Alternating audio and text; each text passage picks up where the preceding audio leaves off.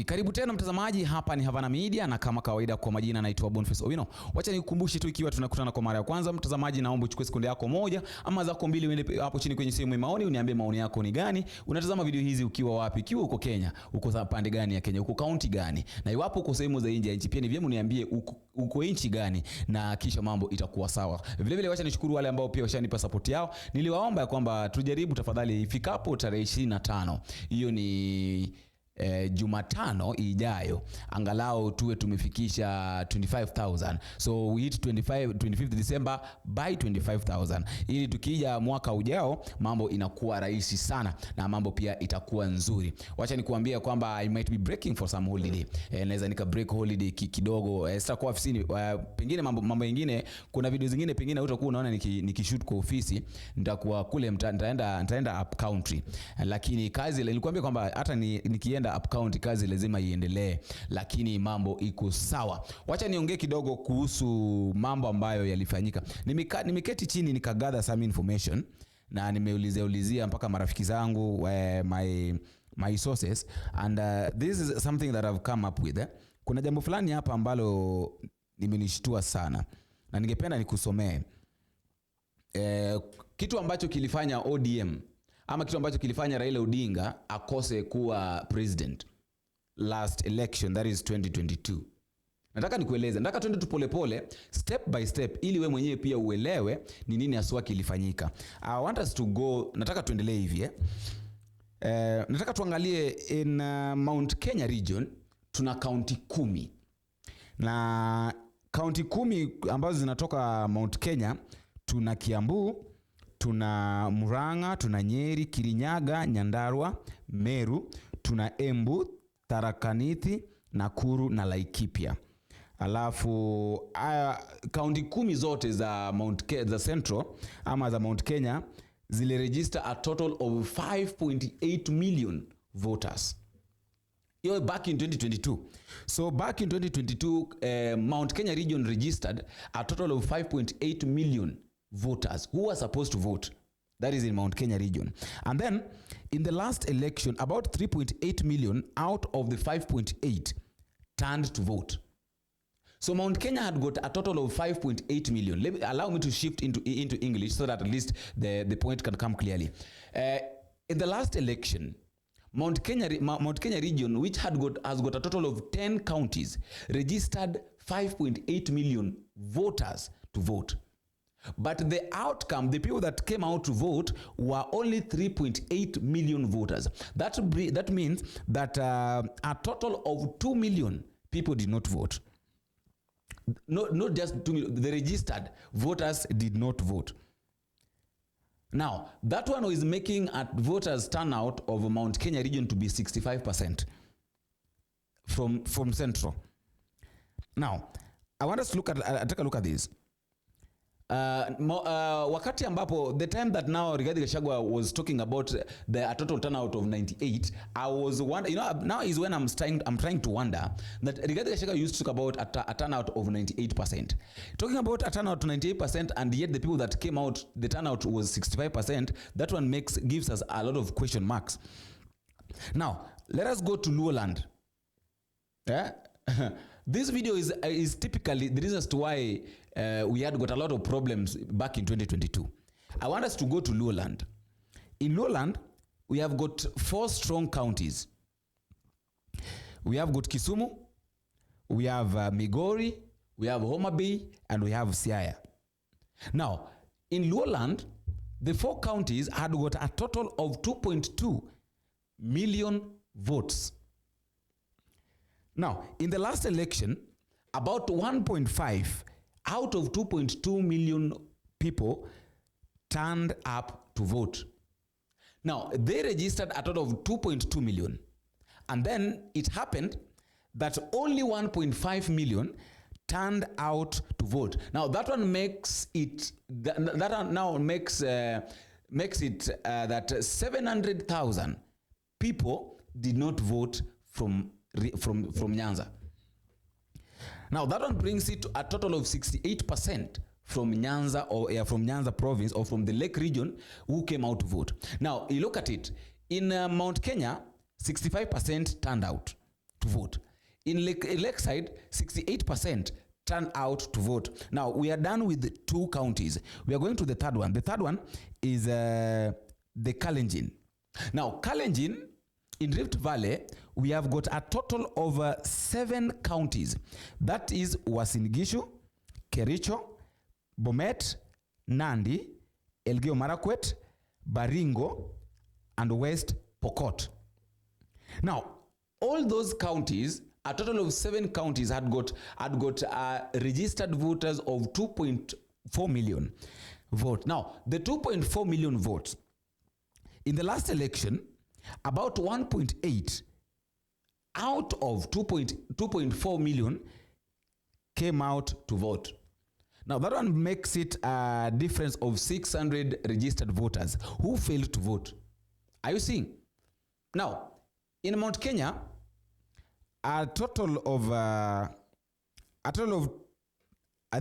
Mount Kenya, a total of 2 million did not vote. In Lakeside, a total of 700,000 did not vote. In Rift Valley, a total of 600,000 did not vote. Are you seeing? Now, it turns out that 75% of Kalenjins turned out to vote. Are you seeing the turnout of Kalenjins? Kalenjins, only 600,000 did not vote. They registered 2.4, and out of 2.4, 1.8 voted. So it means that only 600 did not vote. Now let us now go to Eastern, in Kambaland. Kamba, we have got 3 counties. We have got Machakos, we have got Kitui, and we have Makueni. Now, in Kamba, we had got a total of 1.7 million registered voters. And out of 1.7 million registered voters, only 1 million turned out to vote. It makes a difference that only that 700,000 also did not vote. But we have to understand that in Kamba, only 1.7 were registered. So you can't compare Kambaland and Luoland. Bearing also in mind that in Luoland, there was a presidential candidate, that is Raila Odinga. So the expectation was that in Luoland, the votes were supposed to be 100%. People were supposed to vote 100%. But that was not the case. Now, in Kambaland, it was only 59% that came out to vote. Let us go to Loyaland. Loyaland, we have got 5 counties. We have got Bungoma, we have Kakamega, we have Vihiga, Busia, and Trans Nzoia. Now, all those 5 counties had got 2.6 million registered voters. Out of 2.6 million registered voters, only 1.6 million turned out to vote. So that one also makes 1 million. Now I don't know what happened with the Raila'S, by the way. Now, in Loyaland, you find that 1 million did not vote. 1 million did not vote. Now, makes a voters turn out to be 62% from the registered voters. Now, in Western. Now, I want us now to look at it this way. Of course, I've read for you the percentage and all that. Now, when it now comes to voters turnout, now this is now where the Kalenjins, this is now where William Samoei Ruto defeated Raila Odinga. In Kalenjins came out, 75% of them voted, only 25% did not vote. Now, Luo's, 68%. Now, Kikuyus had got 65%. Luya's 62%. And then Kambas, we have got 59%. Now, what you figure? I want to ask you. What are you figuring out? Like, what is your take on this? I've done that simplicity, and I've made it simple so that at least we can all understand now what happened, what really happened back then. And remember, we are approaching elections once again in 2027. Now, this video I've done simply because we are approaching the election in 2027, so that we all can understand how the turnout of the votes back in 2022 was. 75% came from Kalenjins, 68% from, and I've told you that if there was a place that maybe people would turn out properly, was supposed to be Raila Odinga's stronghold. That is in Nyanza, but that was not the case. We cannot talk about the coastal region, because the coastal region, all the coastal region, I think the coastal region registers something like, if I'm not wrong, 1.5, and out of 1.5, only 1 million, if I'm not wrong, voted. So it means that 500,000 did not vote. That one also brings it a percentage of something like 60 something. 60, 70, if I'm not wrong. But I think it's 63, 60, 60 Apple. So are you seeing? Now, here is the question. Now, this is what now made, I think this is now what made Luos not vote. If you try to look at how ODM party normally do their nomination, they do their nomination